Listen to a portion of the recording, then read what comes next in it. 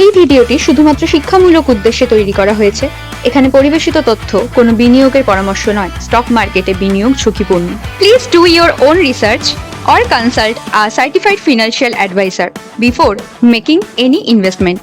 Hello everyone, এই চ্যানেলের আরও একটি ভিডিওতে সকলকে স্বাগত জানাই।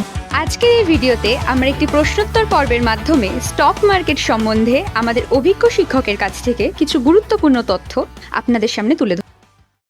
ভারতবর্ষের স্টক মার্কেটের বর্তমান অবস্থান সম্বন্ধে আপনার ধারণা কি? আপনি কি মনে করেন এটা কি এখন আপ ট্রেন্ডে আছে নাকি ডাউন ট্রেন্ডে আছে? তোমরা তো শিখেছো ট্রেন্ড কয় প্রকার। হ্যাঁ, আমরা তো তা আগেই জেনেছি। তোমার প্রশ্নটা অত্যন্ত গুরুত্বপূর্ণ, আর এই প্রশ্নের সাধারণভাবে সঠিক এক কথায় জবাব দেওয়া বর্তমান পরিস্থিতিতে মোটামুটি অসম্ভব। তুমি তো এখানে শিখছো, তুমি চার্ট অ্যানালিসিস করতে খুব ভালো জানো, এবং তোমরা সকলেই যারা ছাত্রছাত্রী এখানে রয়েছে তারা সকলেই জানো। তারা দেখেছো যে ডিসেম্বরের প্রথম সপ্তাহে, তারপর 2026-এর জানুয়ারির প্রথম সপ্তাহে, তারপর আবার ফেব্রুয়ারির প্রথম সপ্তাহে বাজার 26,300 পেরিয়ে কিন্তু 400 পেরোতে পারেনি। অর্থাৎ ওইখানে আমরা কি বলি এটাকে, তোমরা জানো তো এটাকে কি বলি? Triple top.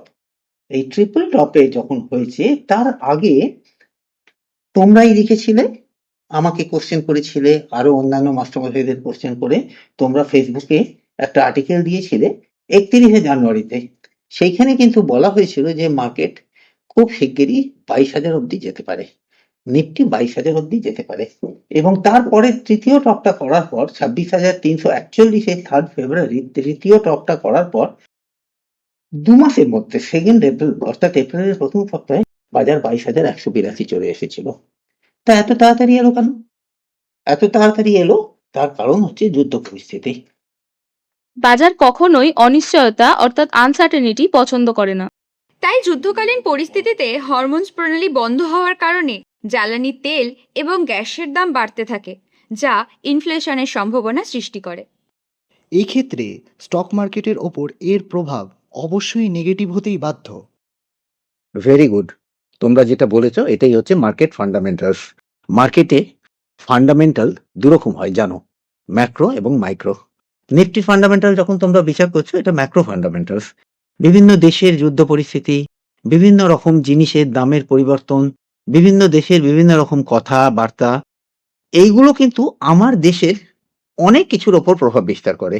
যেমন তোমরা দেখেছো আমার দেশের এখন টাকার দামে কিরকম পরিবর্তন হয়েছে, টাকা কিরকম ডিভালুয়েশন হয়ে গেছে।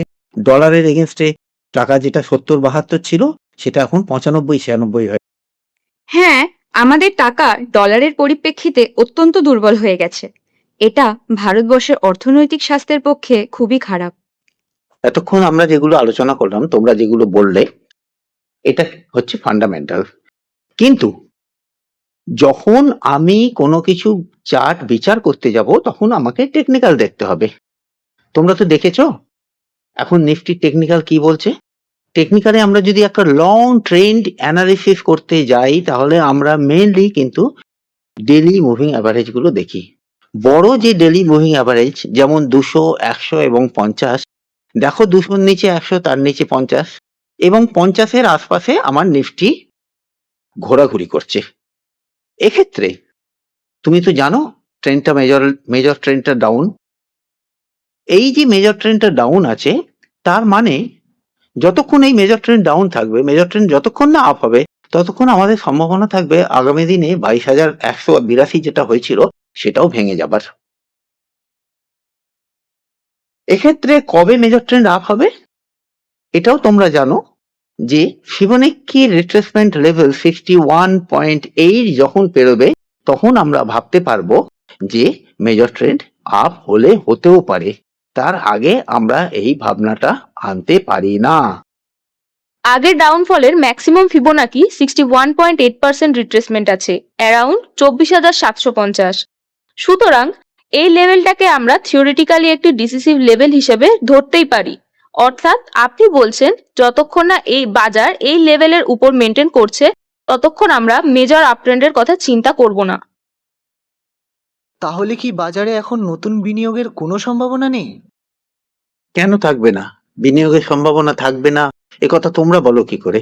তোমরা এত কিছু শিখেছো, দেখো কত শেয়ার ওপর থেকে কত নিচে পড়ে গেছে, কত ডাউনফল হয়েছে। সেই শেয়ারগুলোর ফান্ডামেন্টাল দেখো, ফান্ডামেন্টাল যদি ঠিক থাকে তখন তার টেকনিক্যাল দেখো।